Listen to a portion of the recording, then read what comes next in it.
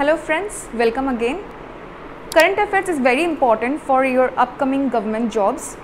SN Academy will provide you the best material for national and international news. So keep watching and study hard. 8 December 2020. The first news is Prime Minister Narendra Modi has inaugurated the construction work of the Agra Metro project in Agra, Uttar Pradesh. The Agra Metro project comprises two corridors with a total length of 29.4 km. It would connect major tourist attractions like Taj Mahal, Agra Fort, Sikandra with railway station and bus stands. The estimated cost of the project will be around Rs 8,379.62 crore. It will be completed in 5 years. Next. The private lender ICICI Bank has launched a new version of its mobile payment app called iMobile Pay to offer payment and banking services to customers of any bank. The latest version of the app is interoperable and will now allow payments and other banking services to even those customers who do not hold an ICICI Bank account. Using the app, the customers of other banks can link their bank account, generate a UPI ID and start paying, shopping, transfer funds to any bank account or to any other payment apps or digital wallets or bill payments and online recharges among others. It also offers instant banking services such as saving account, investment, loans, credit cards, gift cards and travel cards among others. Important keys: ICICI Bank headquarters, it is in Mumbai, Maharashtra. MD and CEO of ICICI Bank is Sandeep Bakshi and tagline is Hum hai na khayal aapka. Next. The central government has launched quarterly return filing and monthly payment of taxes scheme for small taxpayers under the GST system. Taxpayers with an aggregate annual turnover of up to Rs 5 crore in the preceding financial year and have filled their October GSTR 3B, that is for sales, return by November 30, 2020 are eligible for this scheme. The notification for the same were issued by the Central Board of Indirect Taxes and Customs. Important keys: CBIC Chairman, CBIC means Central Board of Indirect Tax and Customs. CBIC Chairman is M. Ajit Kumar and CBIC Parent Ministry is Ministry of Finance. Next. Kotak Mahindra Asset Management Company, that is Kotak Mutual Fund, has launched Kotak International REIT Fund of Funds, India's first diversified rate mutual fund. REIT stands for Real Estate Investment Trust. Kotak International REIT Fund of Funds is an open-ended mutual fund scheme that will invest in units of SMAM Asia REIT Sub-Trust Fund. This mutual fund scheme will have a diversified investment portfolio comprising of listed REIT, which will invest in real estate projects like residential, office, data centers, warehousing, retail and hospitality. The Kotak International REIT Fund of Funds will invest in units of Japan-based SMAM Asia REIT Sub-Trust Fund. Important keys: MD of Kotak Mahindra Asset Management Company is Nilesh Shah and its headquarters it is in Mumbai, Maharashtra. Next. The Indian Council of Agricultural Research (ICOR) has won the prestigious International King Bhumi Bol World Soil Day Award for 2020. The award was presented annually by the Food and Agricultural Organization (FAO). The award was conferred to the ICOR on the occasion of World Soil Day on December 5th. ICOR India will officially receive the award by Her Royal Highness Princess Mahachakri Sirindhoron of Thailand during an event in Bangkok in January 2021.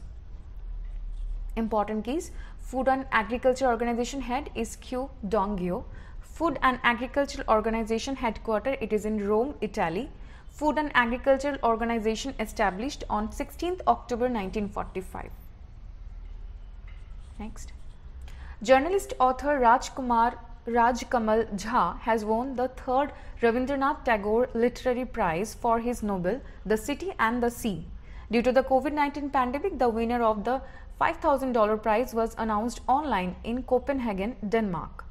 Jha's book, which is based on the December 2012 Nirbhaya rape and murder case, was chosen from 10 shortlisted books including Amitav Ghosh's Gun Island, Nirmala Govindarajan's Taboo and Ranjit Hoskote's Joha Wale.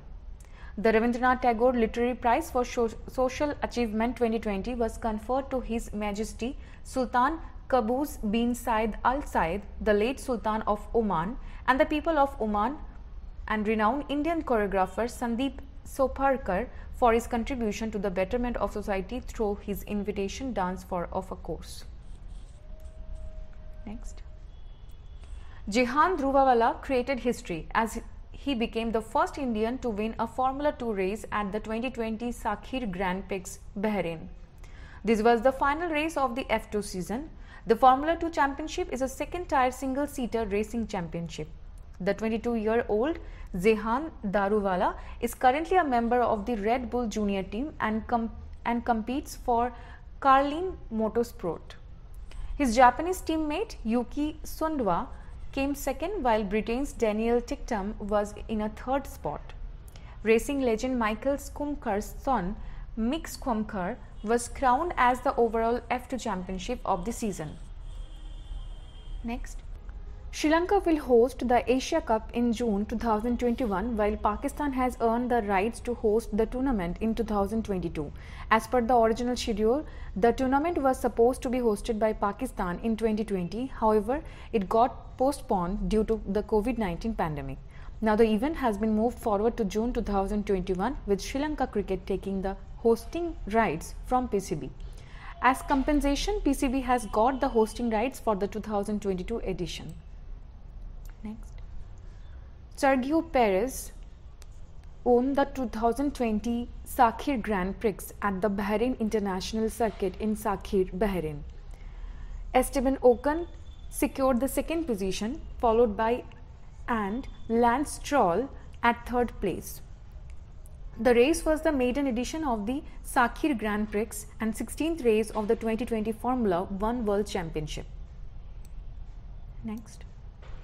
Eminent Hindi writer Madhukar Gangadhar passed away. He was the lead storyteller the New Story movement. He was an associate of Renu Ji in Patna Akashvani, director of All India Radio in Allahabad, and Deputy Director General at Delhi Air. After serving for 39 years in All India Radio, he became an independent writer based in Delhi. Motiyon Wale Haath, Hirna Ki Aankhein are some of his most well-known works. Important keys: aired since 1957 as Akashvani, it was established in 1936.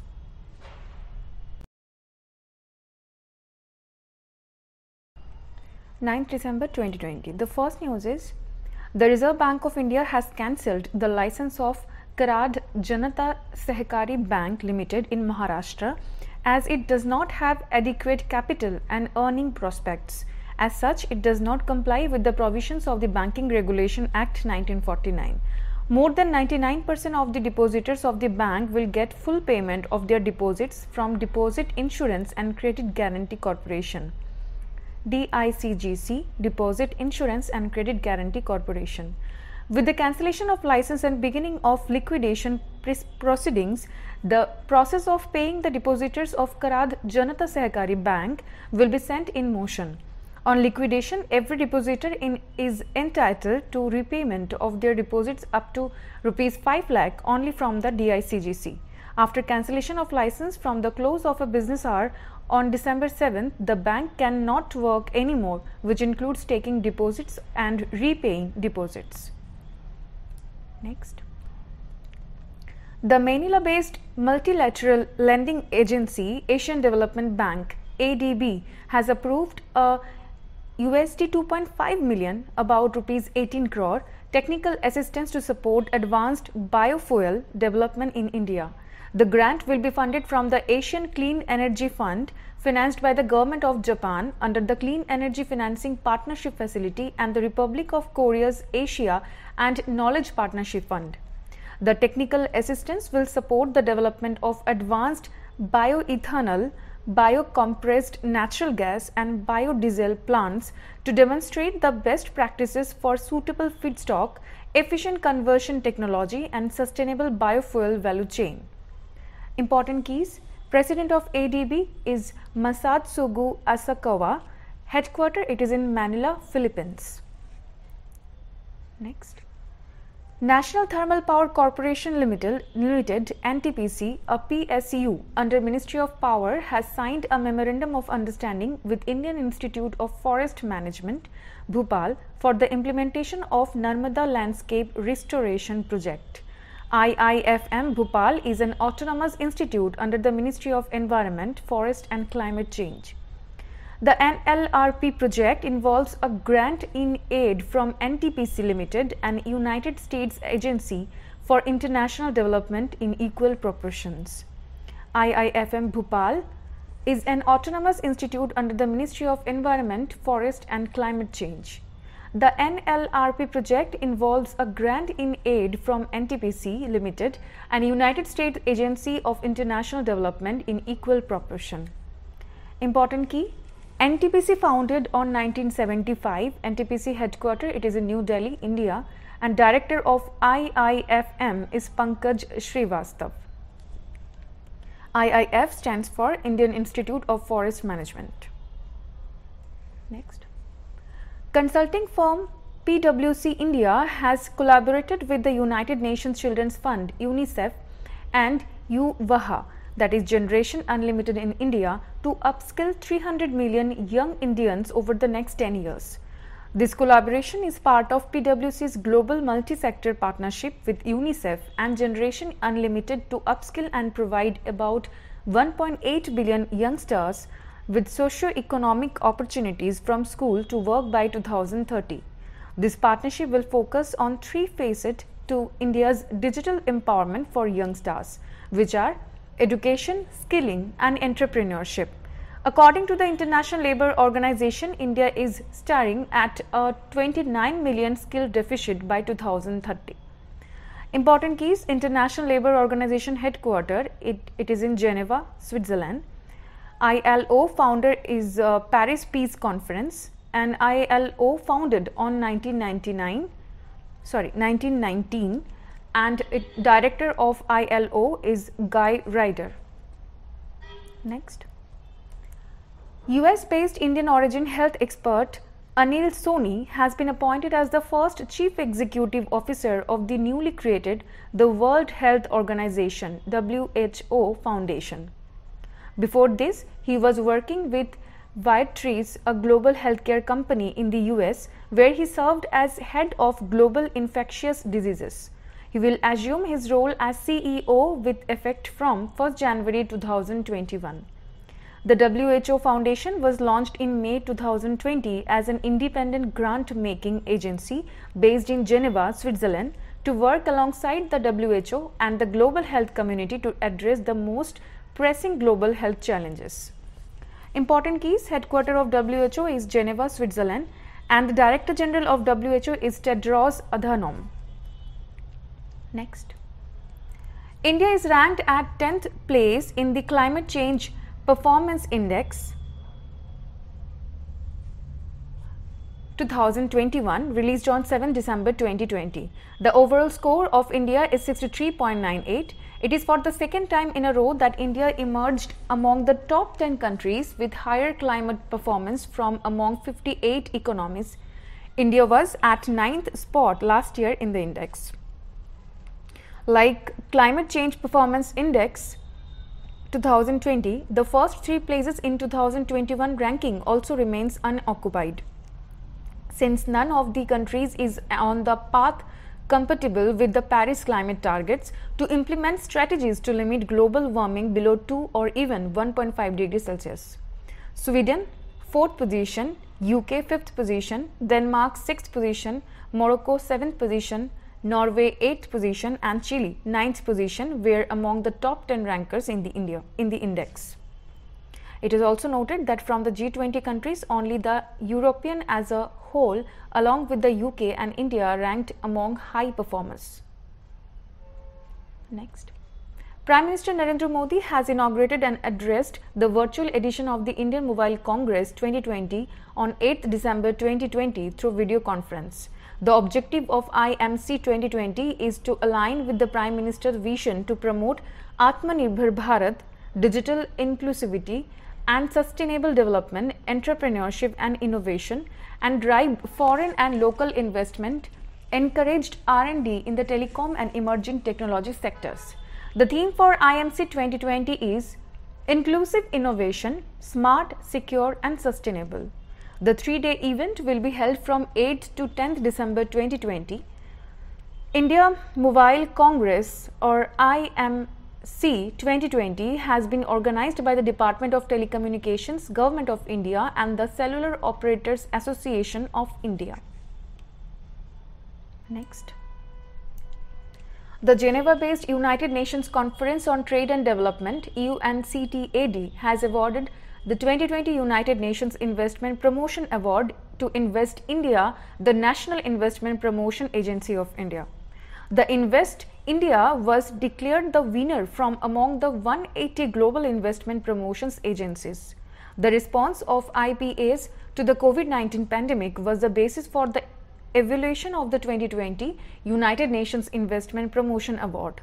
The annual award recognizes and celebrates the outstanding achievements and best practices of investment promotion agencies across the globe.